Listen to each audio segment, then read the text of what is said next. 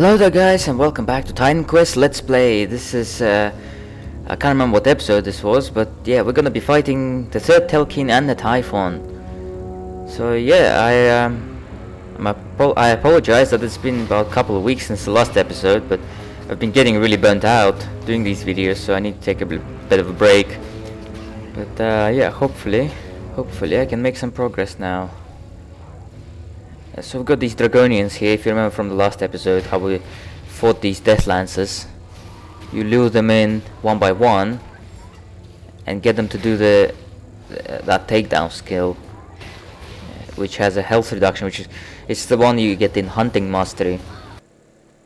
See, it's easier to take them in small groups, one or two at a time. These mages aren't so bad like the ones on the surface. See, that sound, it's like that rushing sound. It's basically when they do the takedown. There we go. Some sepulchral worms here as well. Big guys. And another death to add to it, the ever-growing list. Yeah, that was clumsy of me, really clumsy. What was it with me? When I go into Colossus form, I think I'm invincible. So yeah, payback time. Came back and beat the shit out of them. Yeah, that's why we died. Oh well. Alright, so we're ready to go and fight the Telkine. So you need cold and vitality resistances against him mostly. So yeah, we're gonna try to increase our cold resistance some more. I decided to use these greaves. 63%, that should be sufficient. I've also decided to put our sword back on because we don't really need piercing resistance against this guy, so we can just go favor the damage for this one. Alright, so let's fight. So just remember, cold and vitality in his main resistances. Well, it's mostly from his magical attacks, the beam ones that he does, but those he makes the stalactites fall a lot of the time, and that's pretty much your pure physical damage. See, like this. And the annoying thing about that attack is that you can't tell where they're gonna land. It's pretty much luck, so if you get hit, it'll do a lot of damage. And I know on Legendary it does so much damage it could kill you.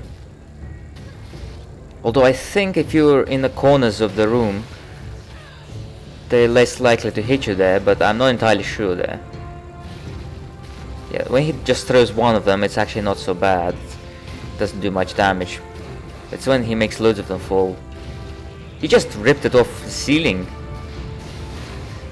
Yeah, he also summons these flame sprites, but they're quite weak. They don't really mean much.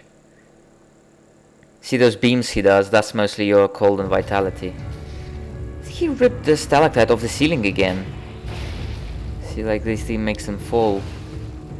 And he starts picking them up one by one.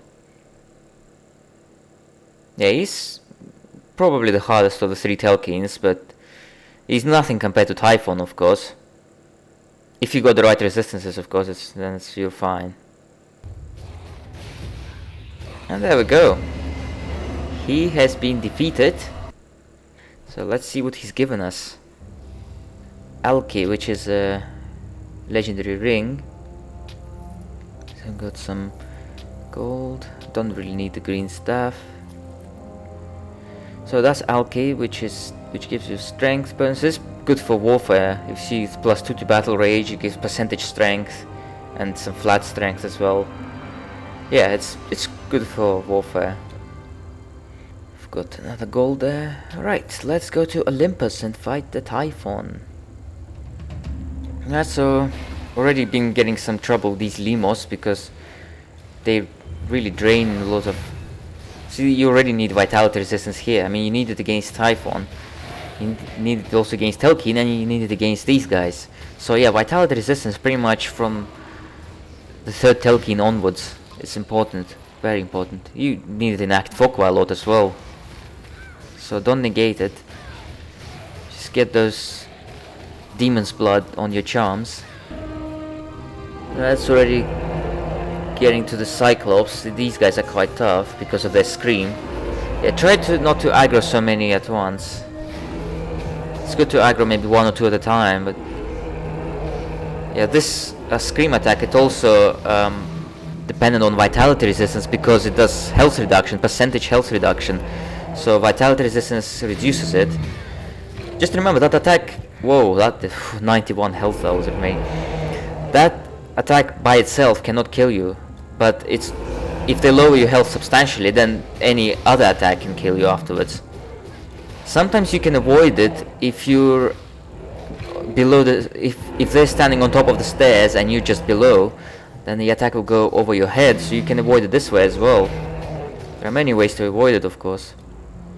See, it becomes difficult when you've got 2 or more, because when it's just one you can avoid it. And when there's loads of them, you have to really watch them all. Alright, well, I stacked up on health potions, and we need fire resistance against Typhon, so I put that helmet with fire resistance on. You also need vitality, so fire and vitality are the 2 most important resistances against him, because these are the attacks the hardest to avoid. So let's go and fight him. He's a tricky boss. He's got loads of health and loads of deadly attacks. So I already covered it on normal, of course, but we're gonna cover. See, he does spikes as soon as you come in, so I just activate the scroll. And he loves spamming these meteors so much. These meteors, you know, one hit kill pretty much, you wanna avoid them. And they tend to bounce as well. If one of them hits you as it bounces, you might survive, but if you're standing right underneath the whole pack, then they're just gonna crush you. See, I was trying to get some shrines. These shrines, they only last for like 30 seconds, not like the usual ones which last 1 minute. It just drains energy. Oh, that was so fucking unlucky. Even his normal attacks hit so hard. I think it's just my character build is not very strong, or maybe I was just getting rusty now. Yeah, I died quite a few times in this act. I think I got like 12 or 13 deaths or something. But yeah, never mind, so we're back to fighting. He does so much damage with those wax of his.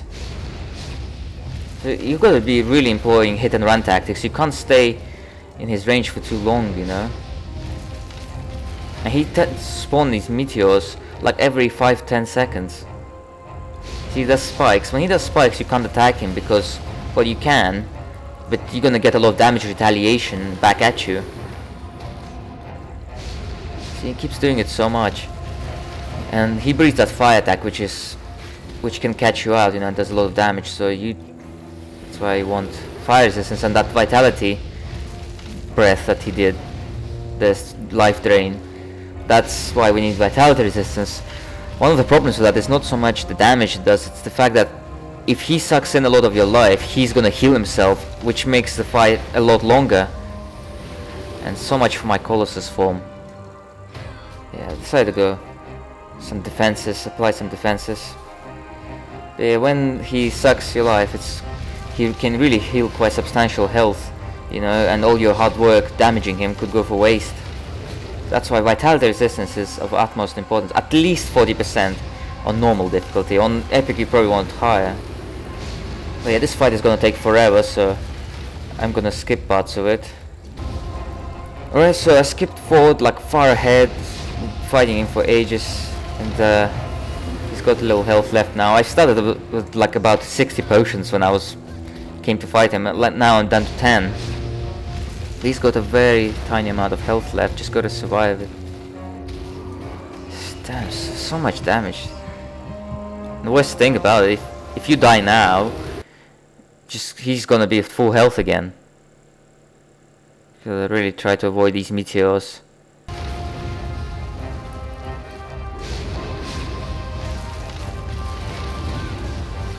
Alright, so there we go. It's a pretty long fight, a lot of time. If your character isn't offensively based, well, your character has to be both good offensively and defensively. You gotta be able to survive his attacks and to deal a lot of damage, which could be difficult, especially if your character is untwinked, which mine is. But if you twink it, you could have a bit of an edge. We're finding some nice, was it epics there? We just checked. Zeus' speech always blocks half the screen. Yes, epicness, heroes, blah blah blah. Okay, so we got the speed of the wild. It's got nice armor, pierce resistance, dexterity, movement. Still losing out on defensive ability though. So I don't know, I'm probably not gonna change it just yet, since we don't really wanna... Yeah, we could try actually. We could try. I mean, defensive abilities. I've got this helmet also on the way up to Olympus Summit with pierce resistance. We really need pierce resistance because this is Act 4 and you need at least 40%. So this helmet would be useful. Gonna lose defensive ability. This is gonna be a tricky way to balance the gear here because piercing resistance and defensive ability, two most important things for Act 4. And so I really need to decide what sort of relic to put. Yeah, it's gonna be a difficult decision. But I've got to put my... I fought Typhon without actually putting my offensive ability ring back on. Oh well. Yeah, so perhaps in the next episode I will decide what sort of relic to put on that helmet. But we need something good, something with defensive ability hopefully. Alright, well it's nighttime already, damn. Let's go through this portal, off to Act 4. So this is it for this episode, and I'll see you guys in the next episode. We're gonna explore roads. Bye bye.